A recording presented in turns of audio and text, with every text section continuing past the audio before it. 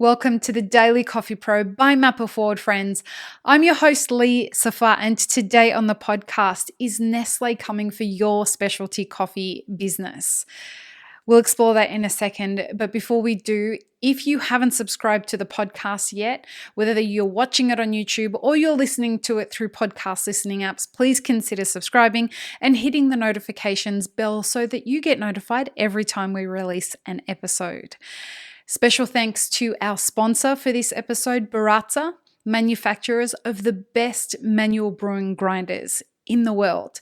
Head to the show notes, click on the link, and check out the grinders they have on offer right now. So, is Nestle coming for your business? And more specifically, Nescafe.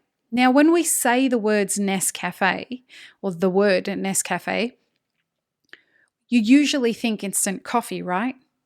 Well, over the recent years, they have been roasting beans and putting them out into the market. And this was all fine and good-ish when it was just in supermarkets.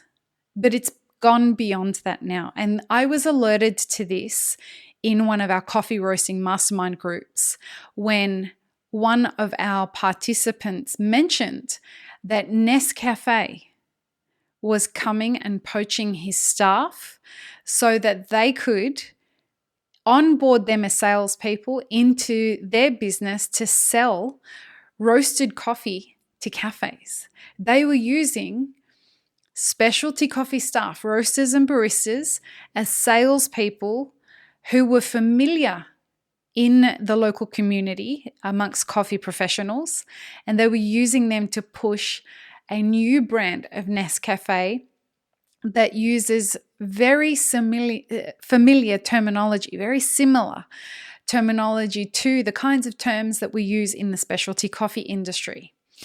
Words like acidic and fruity and similar kinds of words that they've never used before to describe their coffee. Now, the reason this is really something that I wanted to bring to you is because if we look at the issues that are happening in the supply chain right now, we have some logistical issues. We have some definitely supply issues when you look at what's happening in Brazil. And those are issues that are going to go on for the next few years. Monsters in the industry, and but I mean in size there. They are huge. Companies like Nestle under the Nescafé brand are huge monstrosities with regards to their buying power and with regards to their ability to influence the way that consumers behave. Now, the term Nescafe is very comforting for a lot of people. For most of us, it was our barrier to entry. It was the way that we got introduced to coffee. And so when you look at this new brand that is branded Nescafe, it's got a beautiful specialty coffee bag, a specialty looking brand, and it goes out there and it's familiar to people.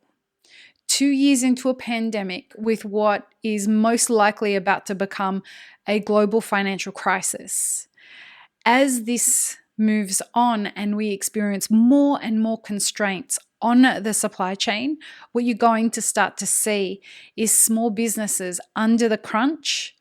And I'm not talking about high-end specialty cafes. I'm talking about the lower end third wave, second wave, and perhaps even the medium of specialty coffee are going to be looking for ways to win over their customer base as well as just be able to survive. Now, because Nestle are the owners of Nescafe and they have such extreme power in the supply chain, they have money, they have influence, they have resources in being able to go out there and pay for coffee. At times when most smallholder roasters and really small businesses are going to struggle to meet the constraints of the access that they'll have to coffee, rising prices, etc., etc. This is kind of the perfect storm for a company like Nestle, through their brand Nescafe, to come in and take advantage of many market squeezes. What I anticipate we're going to see, or what we have the potential of happening, is that smaller roasters are going to struggle under the constraints of not being able to buy in bigger volumes. Importers and producers are going to offload their coffee to people who will buy bigger volumes. Spot coffee is already something that's very difficult to get hold of. And so unless you're buying many, many pallets, you're going to be put second or third or 15th or 50th to customers who are prepared to buy in higher volumes. Now, as the next couple of years progress, we're going to start to see more and more businesses close, unfortunately, because of the many constraints that are being put on the supply chain. And this means that as there is less competition, we're going to start to see, I believe, Nescafe cafes, and we're going to start to see Nescafe being offered in many more cafes around the world. Now, I really hope that I'm wrong, but a quick Google search for Nescafe wholesale program, a wholesale roasted coffee program, shows you that it's actually already here in Australia.